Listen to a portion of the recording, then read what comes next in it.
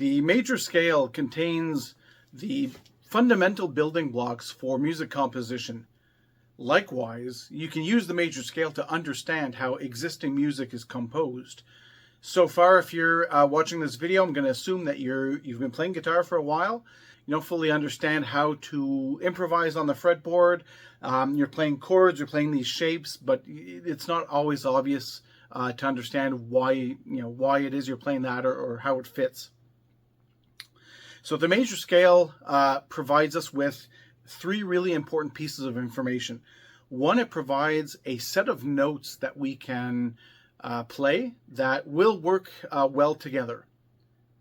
Number two is it provides the chords that we can use within a song that are going to work together as well. And number three is it will provide hints as to what the chord progression is, or what we can make of it, or what it actually is in a recorded song. Now, in terms of providing the scale notes, there are 12 notes in our music vocabulary. Of course, our fretboard is full of frets, but at this point, I'm guessing that you do know that there's only 12 notes. There's 7 natural notes, and there are 5 sharps and flats. And all of these notes repeat themselves throughout the fretboard, and they cover multiple octaves. If you don't know these fundamental concepts, it's fine. It would be useful to watch. There's a ton of videos on YouTube about notes and the octaves and all that stuff. So the major scale defines 7 of those 12 notes that will work together within the context of a musical composition. So obviously having 12 notes available to us means that there are a total of 12 major scales, and we're going to call these keys. Normally when we hear a song, that song is composed in either one or several keys. Most of the time it's only one key, and that key will represent the major scale or the minor scale that it is written in. For all intents and purposes, I'm not going to talk about minor keys. I'm only going to talk about major keys for now, and you're going to see why perhaps towards the end of this video. What determines the key of a song? So why do they choose a key instead of another key? A lot of times it depends on the vocalist. So the people who are singing the song, their voice has a specific register. These people are pretty familiar with some keys and less familiar out of others. And that's why we'll find artists that often have their song catalog is often done in the same key. They'll use the same notes, use the same chords, and they'll sing at the same pitches because that's really what they're comfortable with. So the vocalist is one reason for choosing a specific key. Other reasons could include the overall tonality or the color, the sound texture that we want for our song, for the composition and whatnot. Some keys sound darker, some keys sound brighter, so it could just depend on what it is you're going for. Now, the major scale is the same regardless of the major key that you look at. So if we analyze the A major scale, it's going to be the same analysis as the G major scale, as the B major scale, as any other major scale. There are 12 of them. For the intents and purposes of this video, I'm going to use the G major scale. You'll see why later on, but it's an easy one. But the notes are going to be different from one scale to another, but the patterns and the formulas are going to be the same. So the first formula you want to learn is 2-2-1, 2-2-2-1. And we'll translate that 2-2-1, 2-2-2-1 in a pattern that's easy to understand on the guitar. So that 2-2-1, 2-2-2-1 refers to a set of intervals. So the intervals are the spaces between notes. So if I play a G note and I play an A note, there's an interval of 2 semitones or 2 frets on the guitar for that note. And I'm going to use the G major scale. So I'm going to start on this G note here, which is right at the 3rd fret of the 6th string. I could use also the G note that's here on the 5th fret of the 4th string. That's a G note, and I can start there as well. It doesn't really matter where you start. The pattern that I'm going to show is going to work if you root on the E, if you root on the A, and if you root on the D string just a bit lower. It won't work if it crosses that B string. And I've got other videos in my channel if you want to understand that B string. So let's start with the G major scale. So the first note, note number 1 of our G major scale is going to be a G note. So let's look at that 2-2-1, 2-2-2-1 pattern. The first 2 interval means that we advance 2 frets, and that's the second note of our major scale, of our G major scale, and that's an A. That second 2 is a B note. So our G major scale has a G, an A, and a B in it.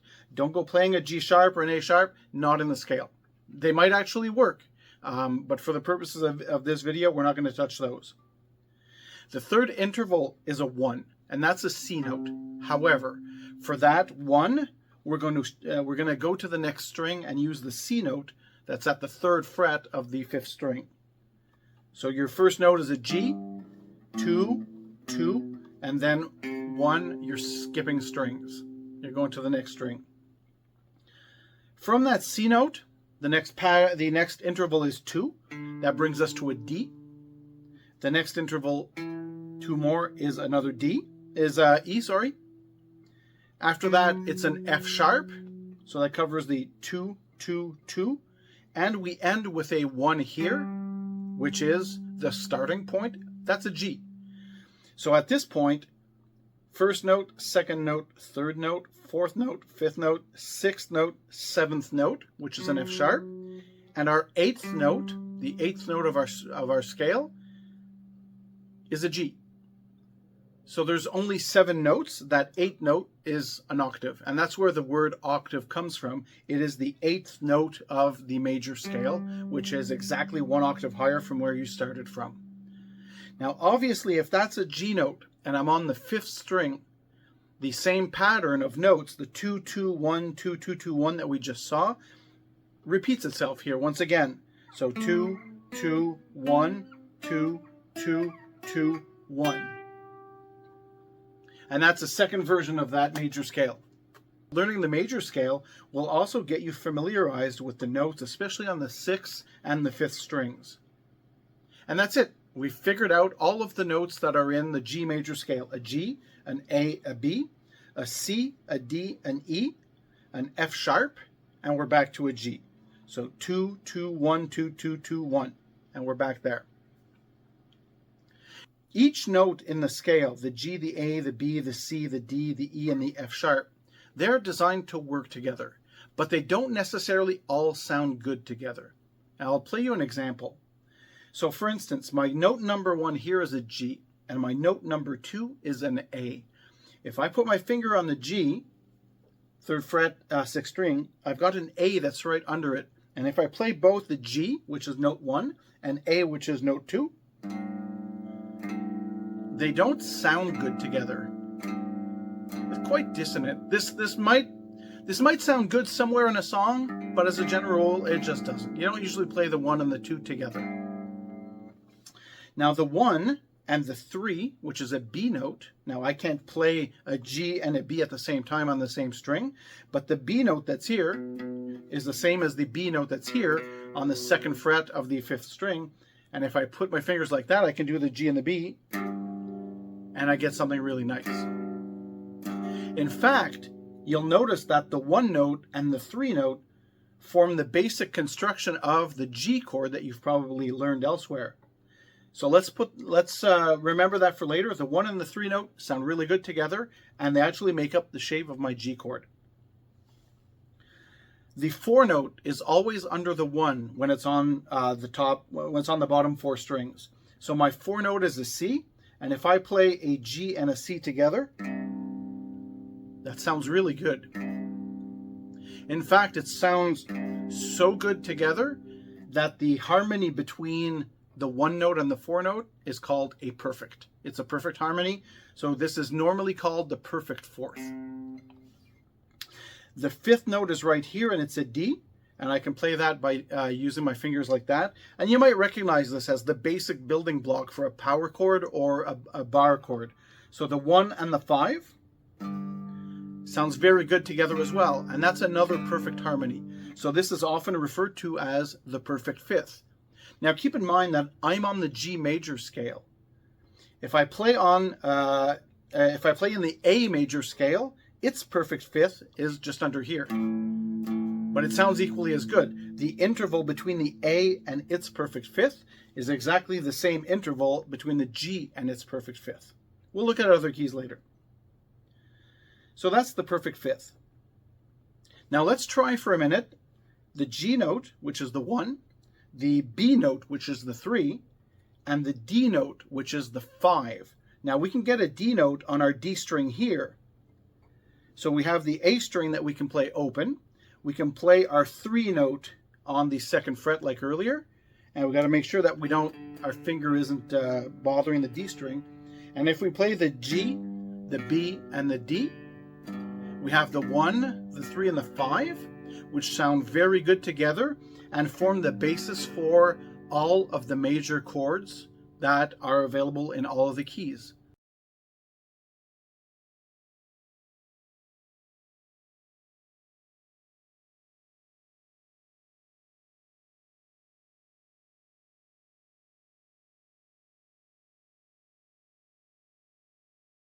So when you're playing an A chord like this, or a D major chord like that, or an E major chord like that, you're effectively playing the 1 note, the 3 note, and the 5 note of those chords, of those major scales. So you'd be playing, in the case of an E, you'd be playing the 1, you'd be playing the 5. This is another E note, so that's the same thing. And then this other note here is the 3 of the E scale, not of the G scale. We're not talking about G at this point. So in the case of my G scale, G, B, and D form the 1, the 3, and the 5 notes in that scale. Now, of course, you're probably used to playing a G chord like this. All the other notes, if you look at them really closely, they are all a combination of either a G, a B, or a D. When you're playing all 6 strings, you're only playing 3 notes. So this here is a G, this is a D, this is the open G chord, and this is your D chord string, and your B and the G. So you're only playing 3 notes, 6 strings. Now the second thing that the major scale provides is also a pattern of chords. Now that we have our 7 notes mapped out on the fretboard, let's look at the chords that they provide.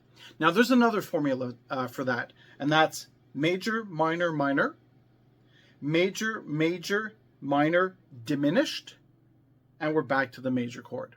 And that's a pattern that you should learn. So the 2-2-1, 2-2-2-1, learn this pattern here on the fretboard, and learn that the order of chords is G major in the first chord. So chord number 1 is going to be your good old G major.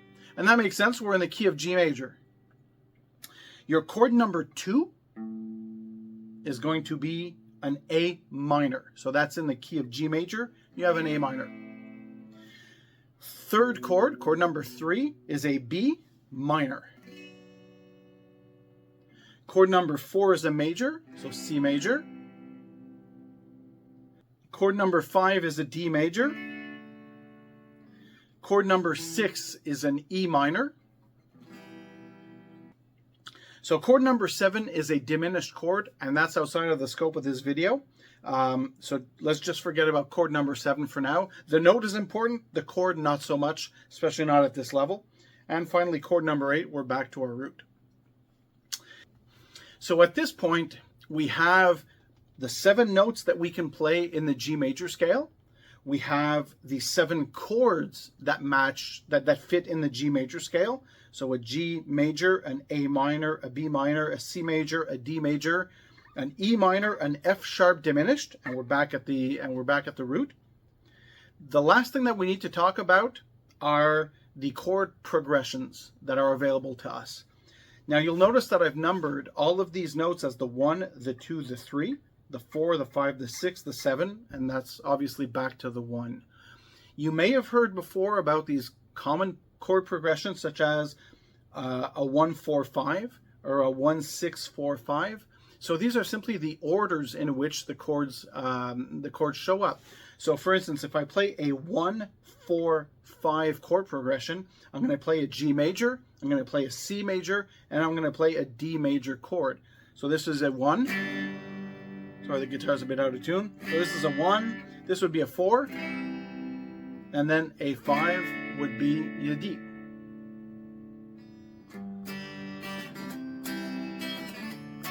So that's a pretty popular chord progression, and from there it can either go back to the 4 or back to the 1 chord.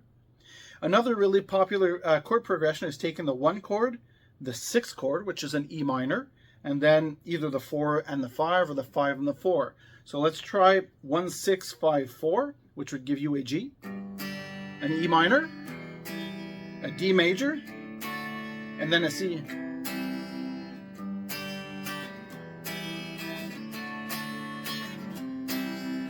Now let's try a 1 3 5 chord progression.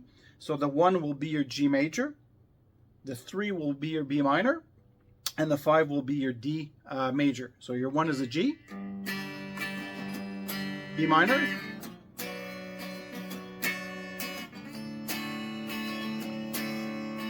and that's your chord progression. So that's what those numbers are used for. Not only do they provide a good label for the notes, so the 1 note, the 2 note, and the 3 note, so that you can build chords out of them, but they also provide hints as to which chords figure in which progressions.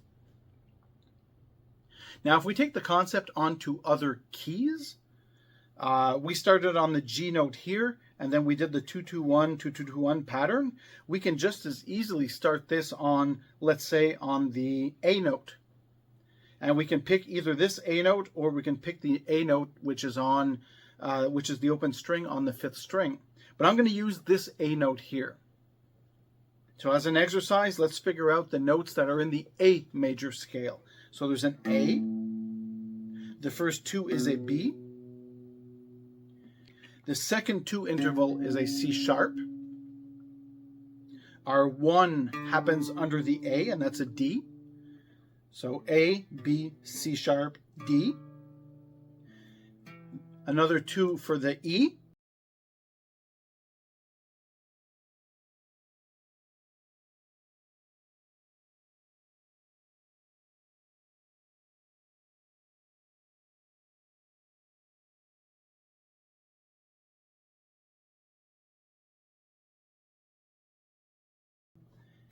F sharp is our other 2. G sharp is our final 2. And we're back on the A note for the octave, the 8th note. So A, B, C sharp, D, E, F sharp, G sharp, and A. Those are the notes in the key of A major. And we can do this with F, we can do it with F sharp. Let's try it with F sharp. Probably a lot of sharps in that one. So if we want to find out the notes in the F sharp major scale, so there's obviously an F sharp. 2, 2, 1, 2, 2, 2, 1 will bring us back to an F sharp. So the first note is an F sharp. The first 2 is a G sharp. The second 2 is an A sharp. Lots of sharps. Our 1 here on the A string, which is a B note. C sharp, D sharp, F, and F sharp. There's our scale. So now what you can do, just as an exercise, is go through all of the 12 notes. Do them all.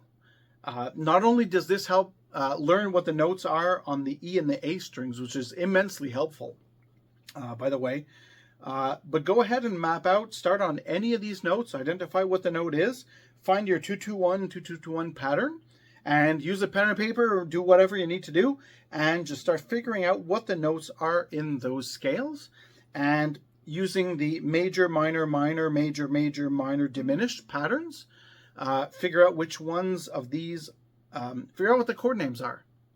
That's a really, really good exercise. Do this on the couch with a little acoustic guitar. Your electric doesn't need to be plugged in. You're not actually playing anything. And you'll see in no time, you're going to learn the notes of your E string. You're probably going to learn the notes on your A string as well. And you are going to start identifying. Now, do you want to learn the notes in each of the keys? that's not really helpful, because with the pattern you can easily figure them out. Unless you really need to improvise on the spot, something at the last minute, you need to know the chords, maybe that's helpful, but it's a lot to memorize. It's a lot of notes and a lot of keys. And from there, what you can do is pick a key and come up with a chord progression. Start with the 1, go to the 6, go to the 2, go to the 4, and discover how these chords interact together. That'll be pretty eye-opening. Keep practicing. This kind of stuff takes a while. You might have to watch this video a couple of times if you can stomach it. Keep practicing. Do the exercises. Find the notes, and listen for the pattern. You'll get used to hearing that, and you'll realize that it's the exact same intervals all over.